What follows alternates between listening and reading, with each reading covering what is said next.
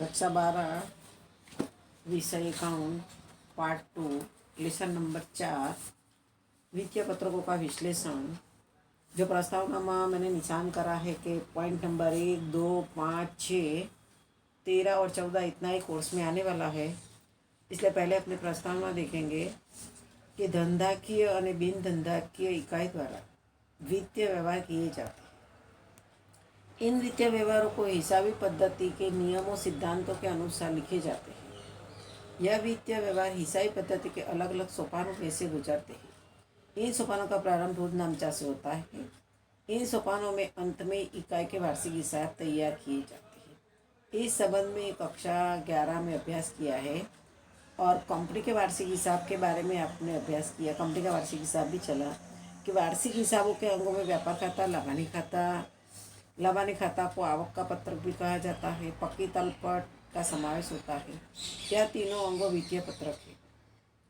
इनके अलावा वित्तीय पत्रकों के रोकड़ प्रवाह पत्रक, भंडोल प्रवाह पत्रक का भी समावेश होता है।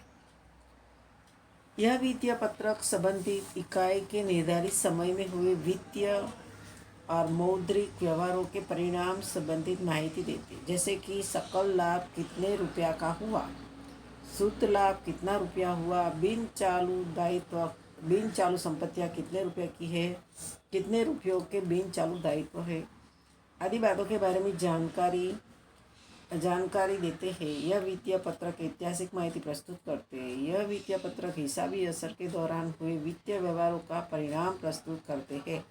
लाभ हानि खाता इकाई का धंधा के परिणाम दर्शाता है। पक्की तल पर धंधा की आर्थिक स्थिति दर्शाता है। और रोकड़ प्रवाह पत्रक के बारे में आगे लेसन है। उसके अंदर रोकड़ प्रवाह पत्रक में इकाई की वित्तीय कार्यवाही से आवक का रोकड़ प्रवाह और जावक का रोकड़ प्रवाह के कारण जो अंतर होता है उस परिणाम जान सकते हैं। अब वित्तीय पत्रक धंधा का परिणाम क्या है यह दर्शाता है, परंतु यह परिणाम ऐसा क्यों यह नहीं दर्शाते। परिणाम संबंधी जिम्मेदार परिबल जान नहीं सकते। वित्तीय पत्रकों के अलग अलग घटकों का एक दूसरों के साथ कैसा संबंध यह नहीं जान सकते हैं। ऐसे जैसे कि कंपनी की बिक्री 80,000 है, अंतिम स्टॉक 20,000 है, प्रारंभिक स्टॉक 10,000 है, खरीदी 50,000 है, तो कंपनी का सकल लाभ 40,000 होगा, जिनका आपने पीछे पुस्तक में गणना की है। अब देखो, अपने व्यापार खाता बनाया है, उधार जमा विवरण रकम। प्रारंभिक स्टॉक मालूम है कि व्यापार खाता के उधार पक्ष में ही आता है। प्रारंभिक स्टॉक 10,000, खरीदी 50,000 और बिक्री दी हुई 80,000, अंतिम स्टॉक 20,000, तो कुल जमा का टोटल 1,00,000 होता है। और उधार का टोटल 1,00,000 में से उधार का 60,000 माइनस करो तो क्या मिलेगा, सकल लाभ मिलेगा 40,000। यह सकल लाभ खरीद बिक्री के वित्तीय व्यवहारों का परिणाम है। व्यापार खाता 40,000 के परिणाम की माहिती देता है। इन व्यवहारों को अन्य ढंग से प्रस्तुत किया जा सकता है। प्रस्तुत माहिती का अर्थघटन या जो विश्लेषण किया है, पहले क्या किया है, बिक्री लिखी है। बिक्री कितनी है, 80,000। उसमें से घटा है बेचे माल की लागत, जो प्रारंभिक स्टॉक, खरीदी और अंतिम स्टॉक। प्रारंभिक स्टॉक है 10,000, खरीदी है 50,000, कुल 60,000। 60,000 से अंतिम स्टॉक 20,000 माइनस करो तो कितना बचेगा, 40,000। जो ये 40,000 आया, 80,000 में से 40,000 माइनस किया तो सकल लाभ कितना मिला, 40,000। ये जो वित्तीय पत्रकों के आधार पर अपने प्रस्तुत किया है। अब यहाँ पर 40,000 की लागत कीमत का माल 80,000 में बेचा है, इसलिए 40,000 लाभ हुआ है। 40,000 परिणाम है, परंतु इस परिणाम के सर्जन करने वाले परिबलों में बिक्री, अंतिम स्टॉक, खरीदी, प्रारंभिक स्टॉक का समावेश होता है। एक भी परिबल में परिवर्तन हो तो परिणाम बदल जाता है। जैसे कि उपरोक्त उदाहरण में अंतिम स्टॉक 20,000 के बदले 24,000 हो जाएगा, तो बेचे माल की लागत 40,000 के बदले 36,000 हो जाएगी और सकल लाभ 40,000 के बदले 44,000 होगा। इसलिए विश्लेषण द्वारा परिणाम पर प्रभाव डालने वाले परिबलों के संबंध में जानकारी मिलती है कि सकल लाभ का सृजन बिक्री में से होता है। बिक्री में से लाभ का प्रमाण 40,000 सकल लाभ और बिक्री 80,000 गुणा 100 तो 50% लाभ हुआ। अब यह सकल लाभ का बिक्री के साथ संबंध है। अन्य परिबल यथावत रहे और बिक्री में वृद्धि हो तो सकल लाभ में वृद्धि होगी और सकल लाभ के प्रमाण में वृद्धि होगी। यहाँ उदाहरण लिखा है कि बिक्री 1 लाख दर्शाई जाए और अन्य परिबल यथावत रहे, अर्थात बेचे माल की लागत 40,000 ही रहे तो सकल लाभ बढ़कर 60,000 हो जाएगा। इस प्रकार बिक्री वृद्धि की असर प्रत्यक्ष रूप से सकल लाभ पर होती है, यानी बिक्री की असर सकल लाभ पर होगी। अब यहाँ पे इस प्रकार की जानकारी विश्लेषण द्वारा अपने प्राप्त होती है कि 40,000 का सकल लाभ किस प्रकार से हो, बिक्री में सकल लाभ का प्रमाण कितना है, इस संबंध में वित्तीय पत्रकों के प्रस्तुतीकरण की माहिती या परिणाम की अन्य ढंग से प्रस्तुत कर उसका अर्थघटन किया जाता है। इस अर्थघटन की प्रक्रिया को विश्लेषण कहते हैं और वित्तीय पत्रक में दी माहिती या परिणाम का अर्थघटन किया जाए तो उसे विश्लेषण किया जाता है। अब वित्तीय पत्रकों का विश्लेषण के किन साधनों द्वारा किया जाता है, विश्लेषण के लिए किस विधि का उपयोग किया जाता है, किसको उपयोगी है, उसके क्या हेतु है, इन सभी प्रकार के प्रश्नों के जवाब संबंधित अध्ययन इस पाठ में करना है। अब यहाँ पे अपने वित्तीय पत्रक का अर्थ देखना है कि वित्तीय पत्रक का अर्थ कि धंधा की और बिन धंधा की इकाइयों द्वारा अपने हिसाब लिखे जाते हैं। यह हिसाब लिखते समय हिसाबी पद्धति के नियमों, सिद्धांतों, प्रणिकाओं, धारणाओं को ध्यान में लिया जाता है तो उसे क्या कहते हैं, अपने वित्तीय पत्रक कहते हैं। धंधाकीय और बिन धंधाकीय जो भी इकाई है उसका अपने हिसाब लिखते हैं और हिसाब लिखने के समय हिसाबी पद्धति में नियमों का उपयोग किया जाता, सिद्धांतों और धारणाओं को ध्यान में रखकर हिसाब तैयार किया जाता है, उसे वित्तीय पत्रक कहते हैं। अब दूसरा अर्थ में बताया कि वित्तीय पत्रक अर्थात ऐसे पत्रक जिनके द्वारा इकाई की वित्तीय परिस्थिति के विविध पहलुओं के परिणाम की जानकारी प्राप्त की जा सकती है। वित्तीय पत्रक धंधा की इकाई की विवरणवार वित्तीय परिस्थिति दर्शाती व्यवस्थित रीति से तैयार की रिपोर्ट है, उसे वित्तीय पत्रक कहते हैं। अब यहाँ पे अपने वित्तीय पत्रक के उद्देश्य प्रकार नहीं आने वाला है। अब अपने देखेंगे वित्तीय पत्रकों का विश्लेषण का अर्थ आता है, महत्व भी नहीं है कोर्स में। अपने देखना है वित्तीय विश्लेषण का अर्थ कि वित्तीय पत्रकों को तैयार करने का हेतु पूर्व निर्धारित होता है। वित्तीय पत्रक माहिती परिणाम प्रस्तुत करते हैं, परंतु वित्तीय पत्रक तैयार होने के बाद उनकी पुनर्रचना करके उनकी तुलना हो सके इस स्वरूप में तैयार किया जाता है और तुलनात्मक स्वरूप में तैयार हुए वित्तीय पत्रकों के आधार पर विविध पक्षकार जरूरी निर्णय लेते हैं। इस संपूर्ण प्रक्रिया को विश्लेषण के रूप में पहचानते हैं। अब वित्तीय विश्लेषण के प्रकार।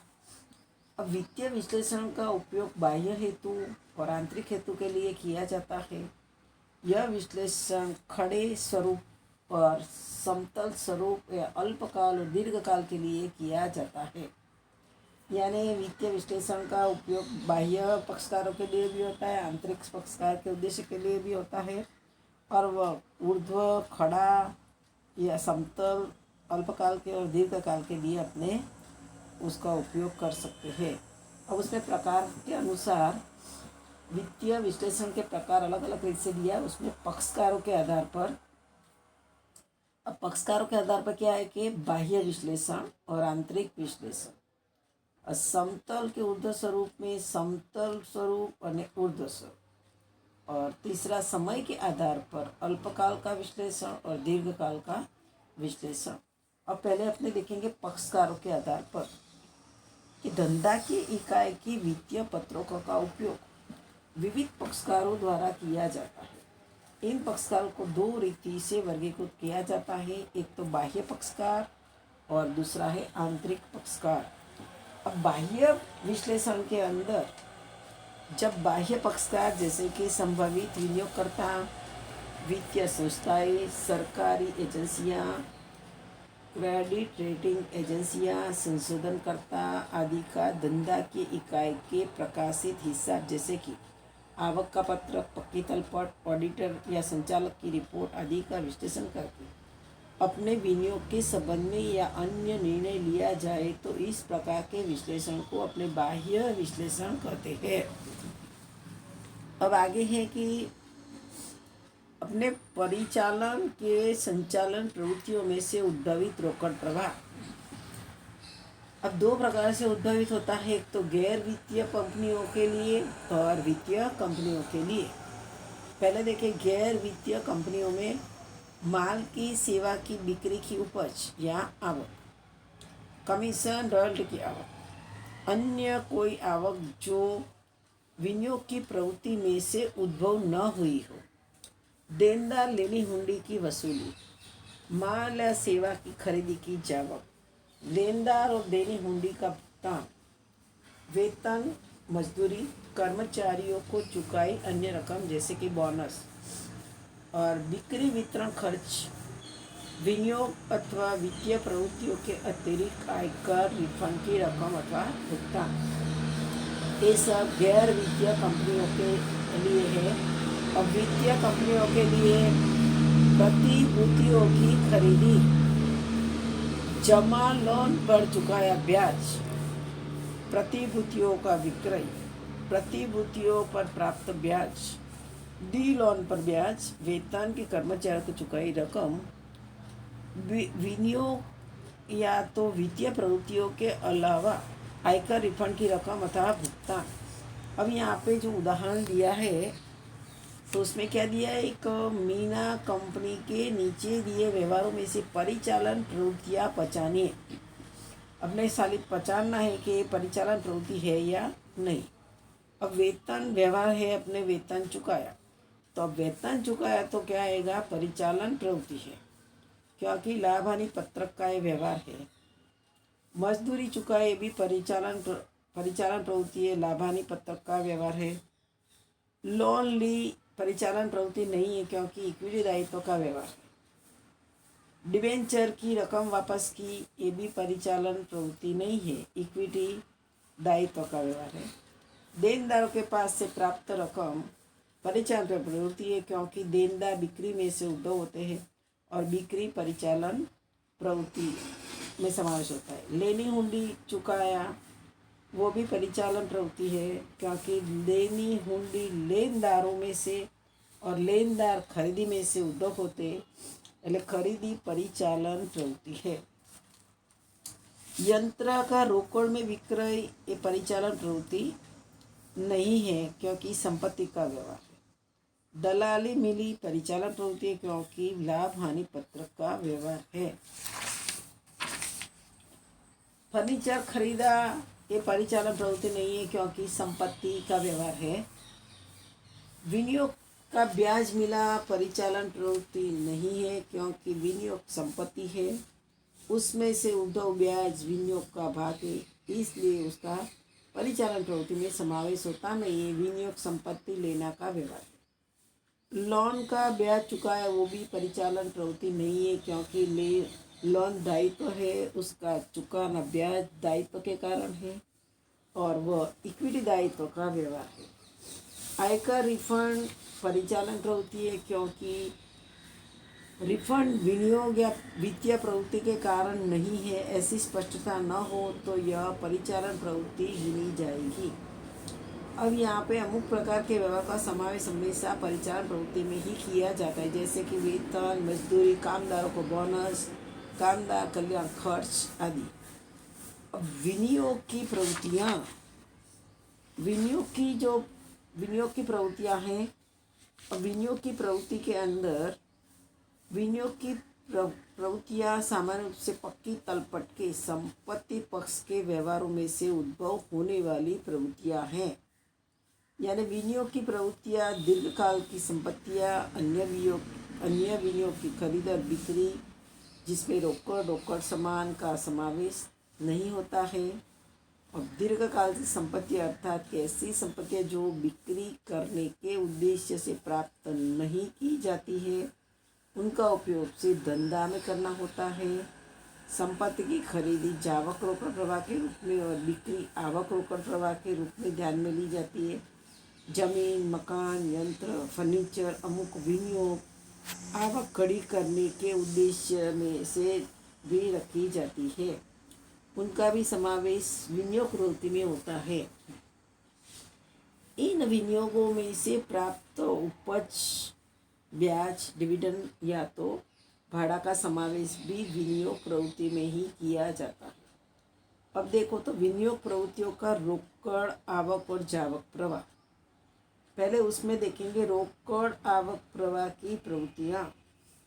अब रोकड़ आवक प्रवाह की और रोकड़ जावक प्रवाह की प्रवृत्ति। उसमें रोकड़ आवक प्रवाह की प्रवृत्ति में क्या है?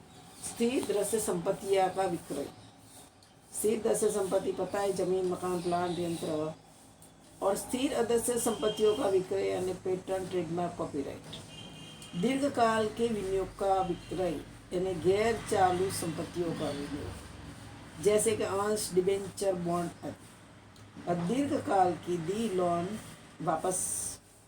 अब जावक में रोकड़ जावक प्रवाह की प्रवृत्तियों में स्थिर दृश्य संपत्तियों की खरीदी, स्थिर अदृश्य संपत्तियों की खरीदी, पूंजीगत खर्च, सर्वनिर्मित संपत्तियां, दीर्घकाल के विनियोग की खरीदी, गैर चालू संपत्तियों का विनियोग, अंश, डिबेंचर, बॉन्ड आदि, दीर्घकाल के दिए गया लोन। अब दूसरा जो उदाहरण है वो भी रीटा कंपनी के नीचे दिए व्यवहारों में से विनियोग प्रवृत्तियों को पहचानिए। यह प्रवृत्तियाँ रोकड़ आवक प्रवाह या रोकड़ जावक प्रवाह है, वह बताइए। अब अपने यहाँ पर जो लिखा है कि जमीन की खरीदी, एक्स यंत्रों का विक्रय, एक्स कंपनी के अंश खरीदे, वाई कंपनी के डिबेंचर बेचे, कारखानों में संपत्तियाँ बनाई, कॉपीराइट का क्रय, वेतन चुकाया, आवक माल गाड़ी बढ़ा चुका। अबे उस व्यवहारों का अपने स्पष्टीकरण करेंगे। पहले तो जमीन की खरीदी। अभी जमीन की खरीदी की है એટલે कौन सा आएगा? विनियोग की जावक रोकड़ प्रवाह की प्रवृत्ति मानी जाएगी और संपत्ति में विनियोग बढ़ता है। जमीन की खरीदी की એટલે अपने पास में संपत्ति बढ़ी और रोकड़ गई। यंत्रों का विक्रय किया यानी कि विनियोग की आय रोकड़ प्रवाह की प्रवृत्ति, संपत्ति में विनियोग घटी क्योंकि अपने यंत्र बेच दिया है, बेचने से अपने को रोकड़ आवक हुई है और संपत्ति में कमी हुई है। एक्स कंपनी के अंश खरीदे जो विनियोग की जावक रोकड़ प्रवाह की प्रवृत्ति है क्योंकि संपत्ति में विनियोग बढ़ा है, यानी एक्स कंपनी के शेयर खरीदे तो अपने पास में संपत्ति बढ़ी। वाई कंपनी के डिबेंचर बेचे जो विनियोग की आवक रोकड़ प्रवाह प्रवृत्ति है क्योंकि संपत्ति में विनियोग घटा है। कारखानों में संपत्तियां बनाई, ये जावक रोकड़ प्रवाह की प्रवृत्ति है क्योंकि संपत्ति में विनियोग बढ़ता है। कॉपीराइट्स का विक्रय किया तो विनियोग की जावक रोकड़ प्रवाह की प्रवृत्ति है क्योंकि संपत्ति में विनियोग बढ़ता है। और वेतन विनियोग की प्रवृत्ति नहीं है कि परिचालन की जावक रोकड़ प्रवाह की प्रवृत्ति। आयकर, आवक माल गाड़ी भाड़ा चुकाया वो भी विनियोग की प्रवृत्ति नहीं है, परिचालन की जावक रोकड़ प्रवाह की प्रवृत्ति है। अब जो आज चला है उसको लिखकर याद करना है। आगे कंपनी के वार्षिक हिसाब भी चला है। कंपनी के वार्षिक हिसाब का सवाल जो है वह सवाल तुमको करना है। प्रैक्टिस के अंदर जो लाभ हानि का पत्रक और पक्की तलपट है वो सवाल जो है वो सवाल भी पूर्ण करना है और फिर ये लेसन का थियरी करने की है, फिर बाद में सवाल चलेंगे।